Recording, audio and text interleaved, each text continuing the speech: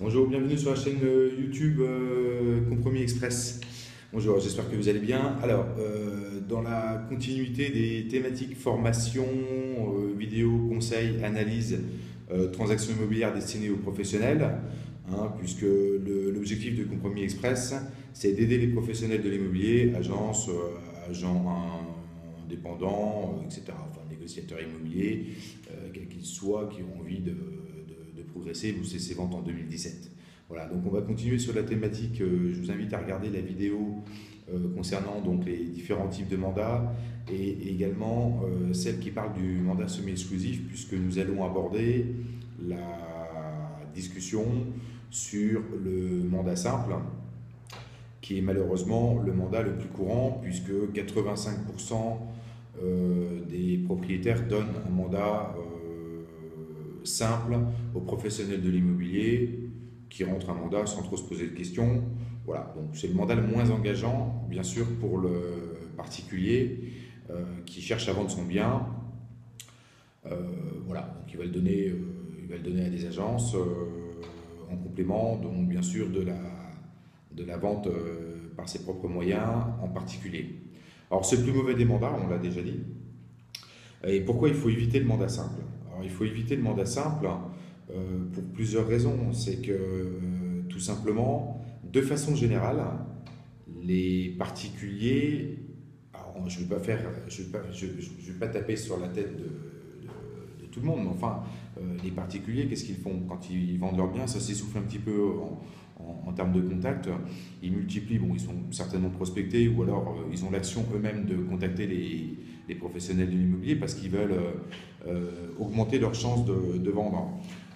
Augmenter leurs chances de vendre, bon, on sait bien, si on analyse de façon très pertinente le schéma, ils n'espèrent pas du tout que vous vendiez à leur place. Ils espèrent simplement que vous puissiez générer des contacts en sachant pertinemment que ces contacts-là, pour une grande majorité, vont essayer de chercher bien eux-mêmes et ainsi vous contourner pour que vous ayez en aucun cas la possibilité donc d'entreprendre une démarche de vente avec un acquéreur potentiel qui passerait directement par le vendeur. Donc ça, le propriétaire aujourd'hui a bien compris, il cherche à vendre son bien, en particulier lui-même sur les différents sites comme Le Bon Coin et d'autres, bon, voilà, les sites existants que tout le monde connaît. Voilà, donc vous les prospectez, vous rentrez votre mandat simple. Voilà. Alors, par contre, notez que le ratio est très faible, vous devez certainement l'avoir constaté, puisqu'il faut 15 à 20 mandats pour faire une vente. Bon, tout simplement parce que les mandats ils sont pas ciblés. Si vous commandez la technique RSV ou si on a l'occasion de faire une formation ensemble, vous verrez comment prospecter d'une part devient un jeu d'enfant et ensuite rentrer un mandat devient d'une extrême facilité. Il n'y aura plus à angoisser puisque vous allez devenir un pro de la rentrée de mandat parce que vous aurez les informations avant même d'y aller. Bon, ça on verra ça plus tard dans les formations. Le ratio du mandat simple est très faible.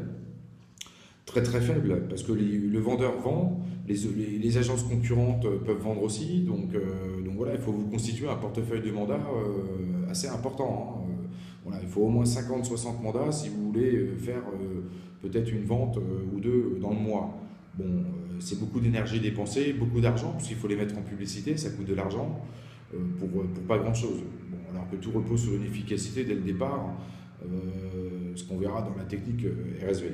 Bon, le propriétaire, lui, de toute façon, veut traiter en direct. Dans la majorité des cas, c'est ça. Il faut pas rêver. Alors, certains qui ne seront pas contents de ce que je dis, bien sûr, puisque voilà, je ne vais pas faire un cas général. Il y a des propriétaires qui sont très bien sûr, il n'y a aucun problème.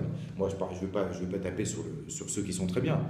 Je veux simplement mettre en avant ceux aussi qui savent parfaitement bien utiliser les professionnels parce qu'ils sont plus forts que vous, tout simplement. Donc, en tant que professionnel, c'est à vous de comprendre le schéma dans lequel il va se positionner le propriétaire et pourquoi il fait appel d'une part aux professionnels, de deux, pourquoi il ne donne que des mandats simples, parce que dans la mesure où il veut vendre avec efficacité, il sait aussi qu'il y a le mandat exclusif et le mandat semi-exclusif. Or, si vous l'entendez bien quand vous allez en rendez-vous, le propriétaire est tout de suite à vous dire moi je ne vous donne pas de mandat exclusif, je veux qu'un mandat simple, j'ai déjà donné à d'autres agences, etc., etc. Alors il y a l'aspect fusible publicitaire, c'est ça qu'il faut bien comprendre. C'est-à-dire que qu'est-ce que veut faire le propriétaire? Il veut augmenter ses chances de visibilité de son annonce directement, pas de la vôtre, de son annonce. Parce qu'il a compris que les annonces des professionnels et des particuliers sont sur les mêmes supports. Voilà. Donc, s'il n'y avait pas les supports, par exemple, je vais parler du Bon Coin. Si le Bon Coin, il n'y avait que le particulier, bah, il n'y aurait pas de problème. Là, ou que le professionnel. Là, il y a les deux. Donc, les gens, ils vont chercher votre annonce, ils vont voir quelque chose qui les intéresse. Et de l'autre côté, bah, ils ont l'annonce du propriétaire qui, bien sûr, lui, bon, hein, c'est pas gêné. J'ai déjà eu des cas de figure, on en a déjà parlé auparavant pour le propriétaire qui fait en quelque sorte du plagiat. C'est-à-dire qu'il devient malin, il va mettre la même photo que vous, il va copier votre texte, donc c'est vous qui faites le travail, et le propriétaire copie votre texte. Moi, j'ai même déjà vu précédemment dans l'une de mes enseignes immobilières, un propriétaire qui avait tellement bien copié-collé le texte de l'annonce que la négociatrice chez moi avait rédigé, qu'il avait oublié, et dans laquelle il y avait les coordonnées de la négociatrice, puisque bien sûr, à l'époque, moi, chacun gérait son dossier, hein, ça ne transitait pas par l'agence. Ça, on verra aussi toutes les techniques commerciales maintenant. Voilà, il faut évoluer un petit peu, hein, transiter par le téléphone de l'agence pour basculer l'information au négociateur, c'est de la perte de temps. Bon, voilà, faites confiance à vos collaborateurs, ils doivent être contactés dans les annonces assez rapidement aussi, puisqu'il n'y a pas d'intermédiaire entre un acquéreur potentiel et le vendeur. Hein, ils s'appellent entre eux. Donc voilà, il faut qu'un acquéreur potentiel puisse appeler directement le gestionnaire du dossier vente. Sinon, vous pouvez attendre longtemps, ça passe par la secrétaire qui est au téléphone avec sa tante ou sa cousine, et puis qui oublie de donner l'information parce que le post-it il est tombé par terre. Donc voilà, il y a tout ça, mais ça on y viendra. De toute façon, là je vous lance une petite information qui fait partie donc de l'ouvrage RSV 110 pages que j'ai créé, qui est ni plus ni moins le cumul de l'expérience, avec toutes les anecdotes qu'on peut rencontrer sur le marché de l'immobilier dans la transaction immobilière. Voilà, en tous les cas, sur le mandat simple, évitez-le au maximum. Basez-vous plutôt sur le mandat exclusif, quitte à rentrer moins de mandats. Mais en finalité, vous aurez un mandat quand même plus performant. Et quand c'est du mandat simple, soyez vigilants, parce que voilà, alors je sais que c'est difficile de rentrer du mandat, mais enfin, voilà, il faudra sélectionner dorénavant la qualité de vos mandats, même en mandat simple. Hein, donc, pour éviter de perdre du temps, de l'argent, etc., etc. Et puis quand vous avez un propriétaire qui vous donne un mandat simple, faites attention quand vous rédigez votre annonce et quand vous faites par exemple des photos, évitez de faire si vous êtes un petit peu malin et que vous êtes surtout un professionnel, si déjà vous êtes un bon négociateur, bon, normalement vous avez analysé l'annonce du vendeur avant d'aller au rendez-vous.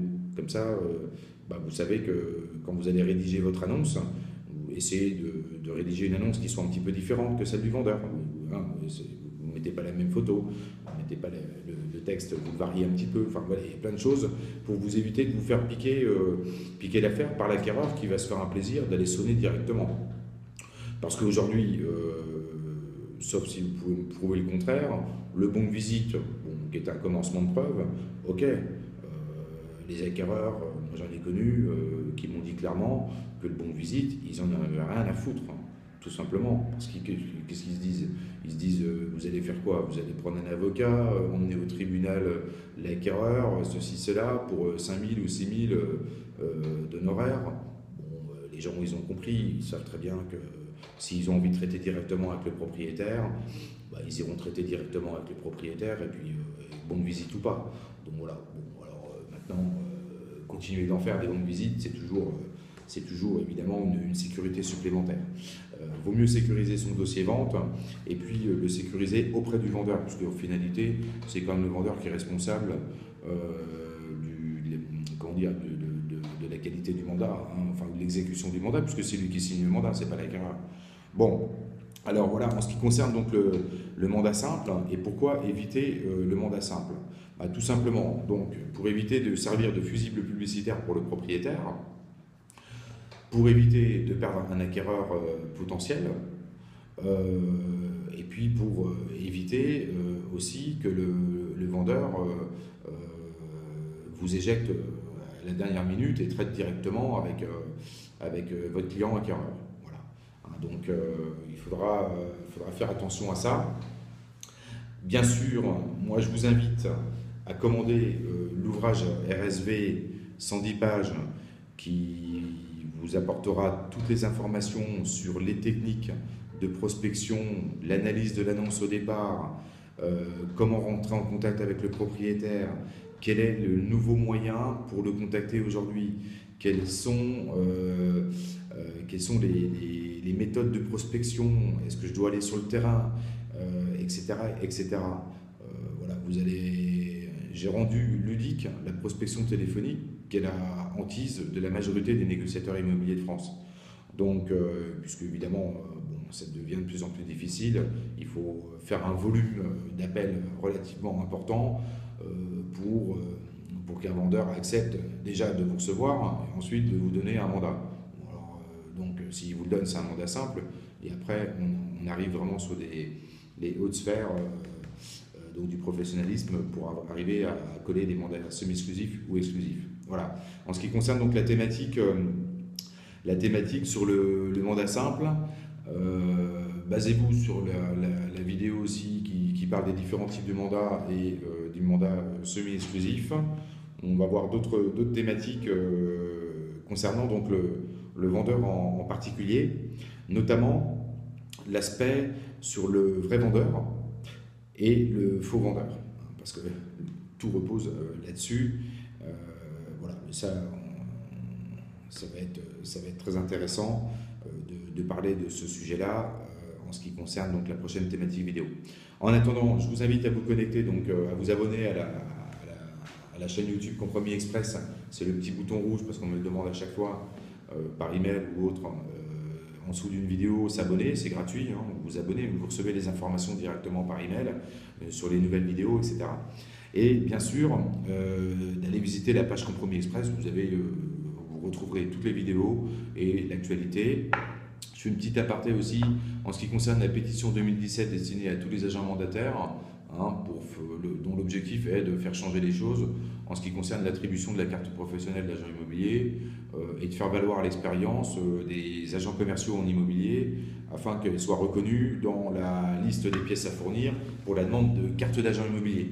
Donc, sur ça, il y a la page du groupe hein, donc, qui s'appelle Pétition 2017. Hein, vous allez le trouver via la page Compromis Express de toute façon. Et puis voilà, donc devenez membre, qu'on fasse bouger, je vais vous aider à faire bouger les choses en ce qui concerne donc l'attribution de la carte. Voilà, je vous dis à bye bye et à bientôt.